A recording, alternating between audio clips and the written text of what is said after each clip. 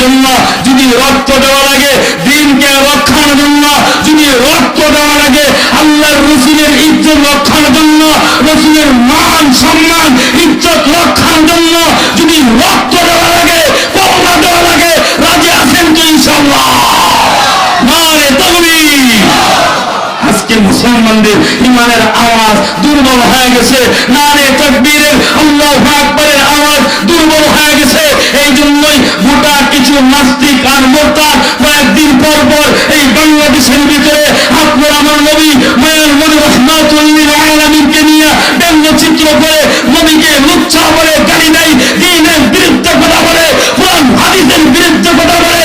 আমরা মুসলমান যদি নারে তাকবীরের আওয়াজ দিয়ে মাথার পাগড়ি কবরে রেখে আমরা মুসলমান যদি রাজপথে নামি, ওই নাস্তিক আর মুরতাদ পালানোর রাস্তা খুঁজে পাবে না, রাস্তা খুঁজে পাবে না। আমার দেয়া বলে ঠিক না?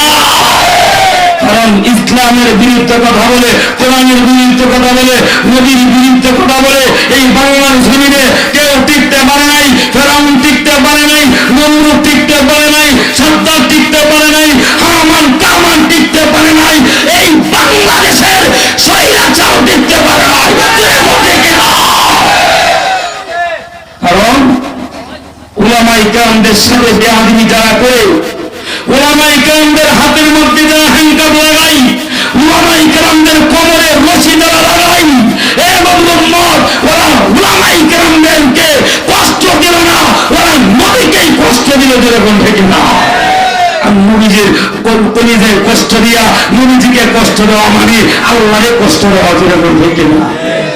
বলি উলামায়ে কেরামদেরকে আমি তো বলি এক নম্বর ওই স্বৈরাচারের পতনের পিছনে একটাই কারণ উলামায়ে কেরামদের সাথে বেয়াদবি করার কারণ। যেরকম ঠিক না?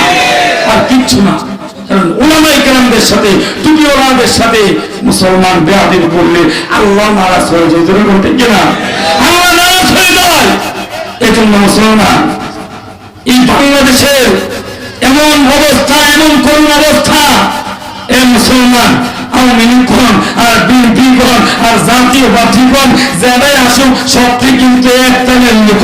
এখন তো আমি বলি বাংলার জমিনে এই কোরআনের শাসন কায়েম করা একদম জরুরি হয়ে গেছে। যেরকম ঠিক না? যেরকম ঠিক না?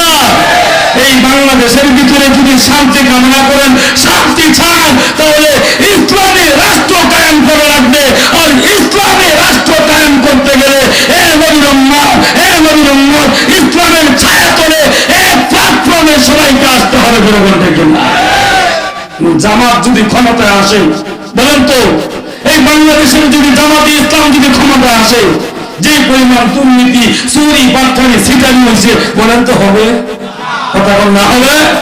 কারণ তাদের ভিতরে কোরআন আছে, উনাদের ভিতরে আল্লাহর রাসূলের হাদিস আছে, সব আছে। ওরা দুর্নীতি করবে না। এই জন্য আমরা চাই বাংলার জমিনে সমস্ত উলামায়ে কেরামরা এক হইয়া এক প্ল্যাটফর্মে আইসা তারা ইসলামী রাষ্ট্র কায়েম করে সবাই পক্ষে তার জন্য রাজি আছেন ইনশাআল্লাহ।